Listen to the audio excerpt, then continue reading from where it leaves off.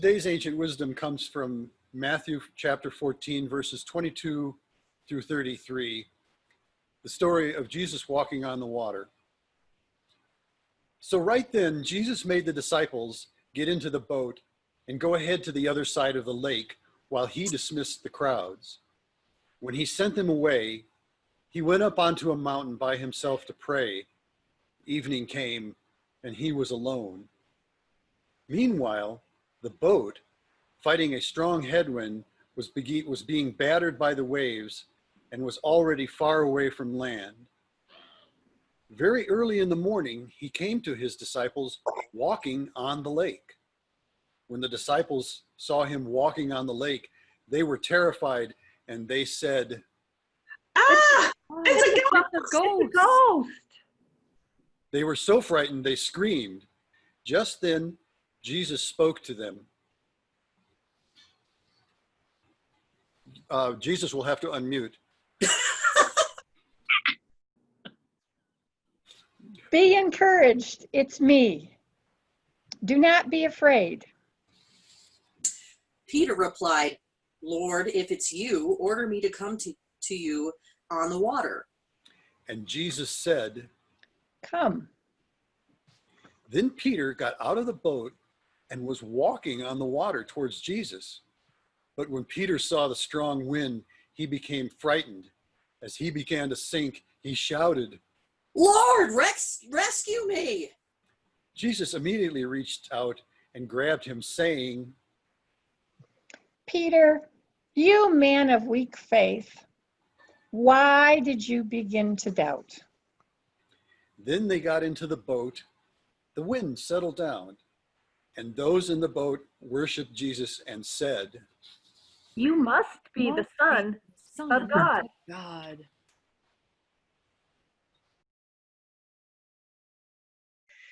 Good morning, Cameron. And good morning to our family members who are visiting, who have returned home to us, who are living in Michigan and Canada.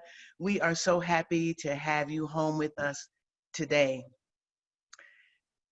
I am Reverend Dr. Valerie L. Jackson, and I have the distinct pleasure of being the lead pastor of the beautiful community known as Cameron.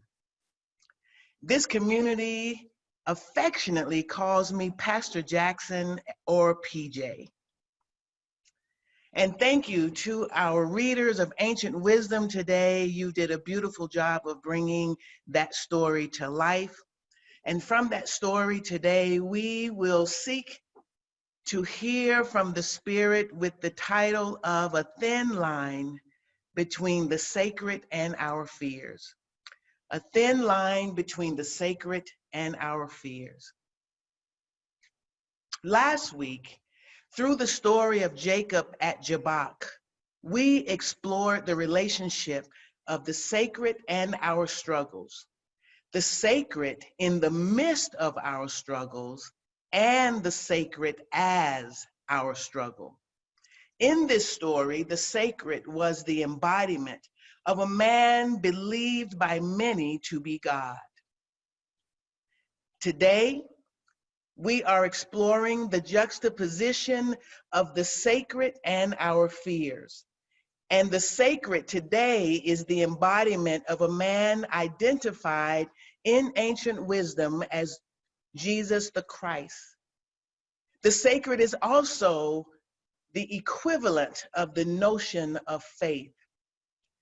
Faith, as stated in the book of Hebrew, as the substance of things hoped for and the evidence of things not seen. Faith, believing in the not yet or the what can be, no matter what the right now is or looks like. Today, the title in particular is inspired by the 1971 song by the Persuaders entitled "It's a Thin Line Between Love and Hate." Cameron, you lovers of music, do you know or remember this song? It is a song written to communicate that two parallel emotions or experiences can easily exist in the same place, the same person or situation. That two completely opposite emotions or experiences can be two sides of the very same coin. It's interesting that we try so hard to live our lives in binaries. But the truth is, we can feel joy and sorrow at the same time. We can cry and laugh at the same time. We can be tired and energized at the same time. We can be in a room full of people and feel all alone at the same time.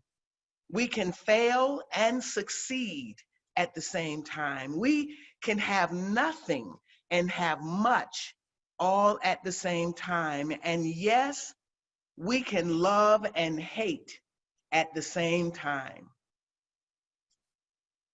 And yes, we can even feel all of the above at the very same time, because that is just how complex life is sometimes, most of the time, maybe even all of the time. Now, when it comes to faith and fear, many of us grew up with and may even still live by slogans, mantras, or teachings that command a binary between faith and fear. Teachings that demand we overcome our fears in order to experience or live into faith.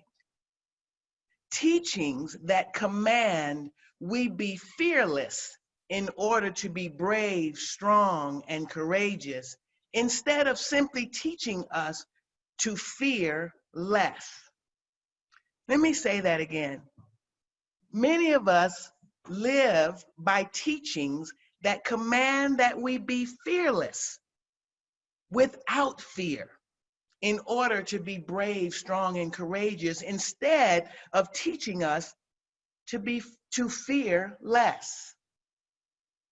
However, I want to suggest to us today that the answer to the complexities in our lives is not faith as superior to fear or fear as inferior to faith.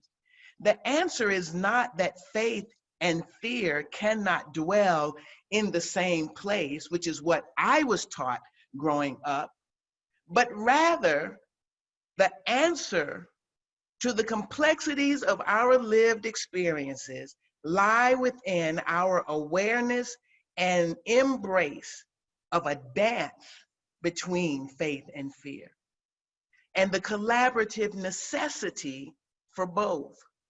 Such is the case in today's ancient wisdom, which says right then when? Right then, after feeding more than 5,000, Jesus made the disciples get into the boat and go ahead to the other side of the lake while he dismissed the crowds. Cameron, it is important to note the suggestions here that life with the sacred, that life with faith is dynamic. Life with the sacred is constantly evolving. Life with the sacred means being on the move, constantly moving from one season in our lives to another. Perhaps this is why we don't just have one season when it comes to the weather of our lives. Perhaps that is why we have, in most places at least 4 seasons: fall, winter, spring, and summer. Perhaps this is why a day only lasts 24 hours before welcoming in and rushing in the beauty of a new day. Perhaps this is why, Amber, this is why we have birthdays every single year to usher in new seasons, new eras in our lives. The scripture goes on to say that when he, Jesus, sent them away, he went up unto a mountain by himself to pray. Evening came and he was alone. Let us notice here the suggestion of the sacred modeling forms of Sabbath, intentional solitude, time alone, perhaps rest and the sacred or spiritual practices of prayer, reflection, and meditation. Practices that I believe are communication tools with the sacred. Practices that are necessary for us to remain in connection with the divine source of life we have come to know as God, Creator, universe.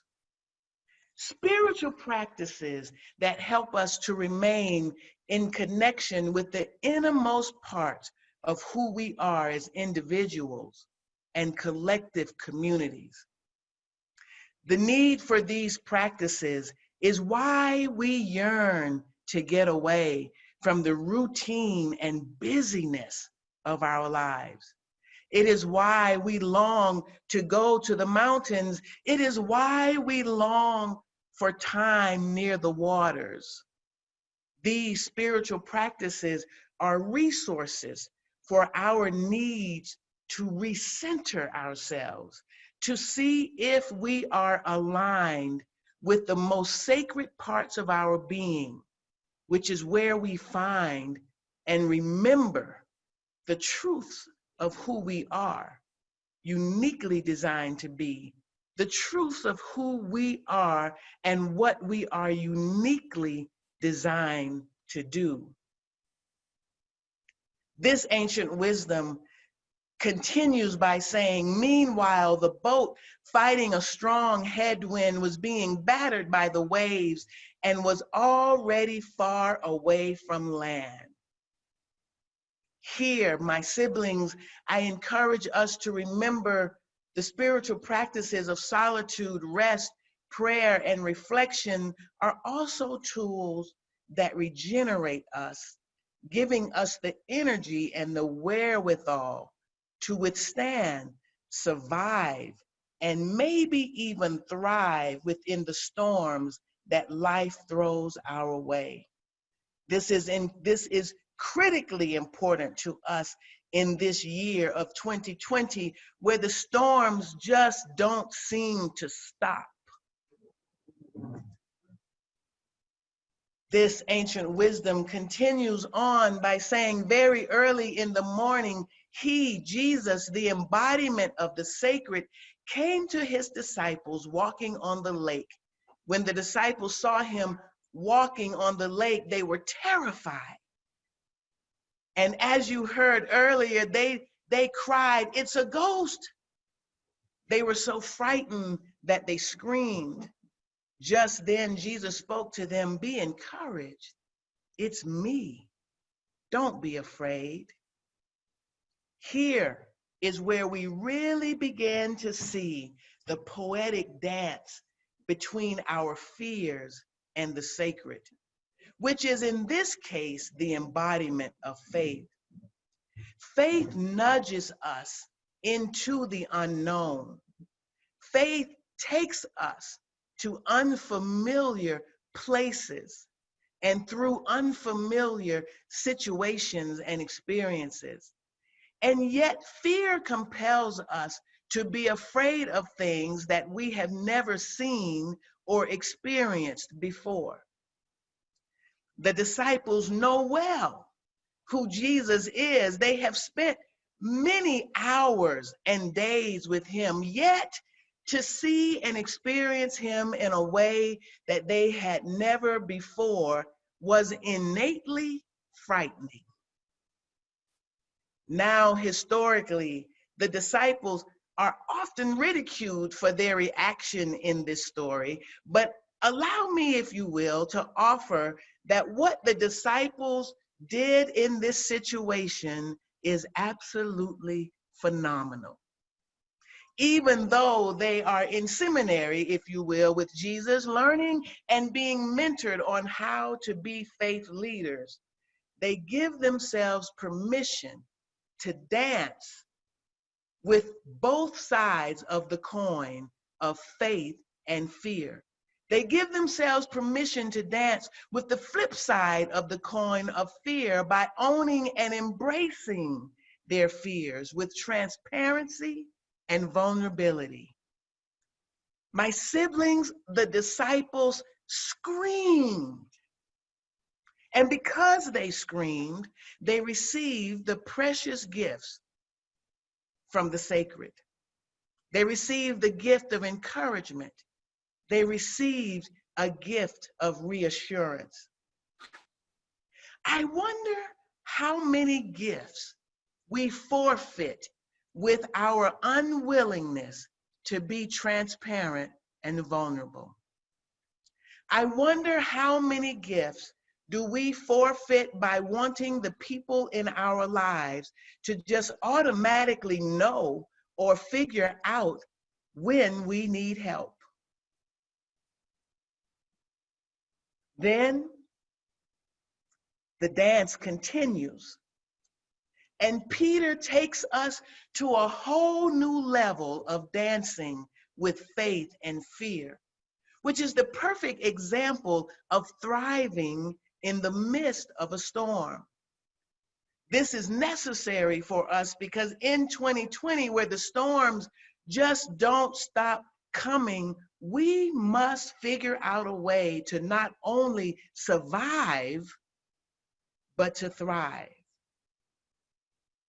Peter replied, Lord, if it's you, bid me to come to you on the water. This part of ancient wisdom suggests that faith compelled Peter to recognize the sacred within Jesus and the sacred within himself. Faith compelled Peter to live in the now, to seize the moment, carpe diem, to seize the day, to want to do what Jesus was doing, to follow in the footsteps of Jesus. Isn't that what we're all called to do? It compelled Peter to a healthy dose of fear. And this healthy dose of fear compelled Peter to not only step out on faith, but to also devise a plan of action, a safety net, or a contingency plan. Every time I get an email from Linda Ray, I notice at the bottom, at the foot of her email, it says, begin doing what you want to do now. We are not living in eternity. We have only this moment, sparkling like a star in our hand and melting like a snowflake. But how do we do this? We do this by embracing the dance between faith and fear. This is how anyone who is the first anything becomes the first of anything. This is how the first woman becomes the first woman. This is how Shirley Chisholm, Barbara Jordan, and Hillary Clinton even entertained the notion of running for president of the United States of America. This is how Nancy Pelosi and Maxine Waters and others have served up to 30 years in the Congress, a place of patriarchy and misogyny. This is how persons of color become the first person of color to do anything, to attend school, to graduate with degrees, to be the first on their jobs, to be the first leaders or pastors anywhere. This is how anyone in the LGBTQ community becomes the first in any of the areas of our lives by doing what you want to do now, by becoming aware of and embracing the dance, not the binary, but the dance between faith and fear. To live in the binary of faith or fear can be paralyzing. To live in the binary can also cause us to go forth with zeal, but zeal without insight and wisdom. This is what we see happening in our nation time and time again in the midst of this pandemic. This is why we see people going to conferences and rallies with no mask and choosing not to physical or social distance. They are choosing to step out in faith with zeal, but without insight and wisdom. My siblings, we are called to the dance of faith and fear, but we must dance with the gifts of both. Faith and fear moves us to innovation and creative brilliance, but it moves us there with the support of reason, crowdsourcing, critical analysis, strategic planning. And this leads us to improvement by reimagining.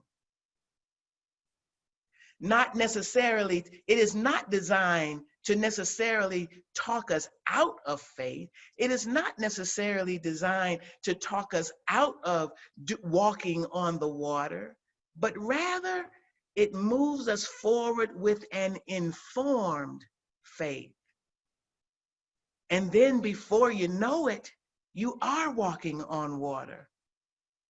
This past week, I had the honor and the privilege of watching a young woman who I have the privilege of knowing and sharing in her life. I had the privilege this week of watching her dream come to fruition, where 6 years ago, she set out on a journey to get her PhD. She set out in faith, not knowing how she would pay for it, not knowing if she could really do it or succeed in it. And then there were many days where she danced with fear, and fear tried to convince her that she couldn't do it, that she wasn't good enough for it, that she never would finish. Her mom and I spent many days and hours reassuring her as we see Jesus doing with the disciples in ancient wisdom today. We reassured her that she could accomplish much, that she could do all things. We reassured her that she was created to be more than a conqueror, and that if she would just put her butt in the seat every single day and write, she would eventually get to the finish line. And on this past Wednesday, my siblings, she made it to the finish line. She defended her dissertation. She walked on water. She walked on water on the beautifully thin line between the sacred and our fears. And today I invite all of us to do the same. Amen.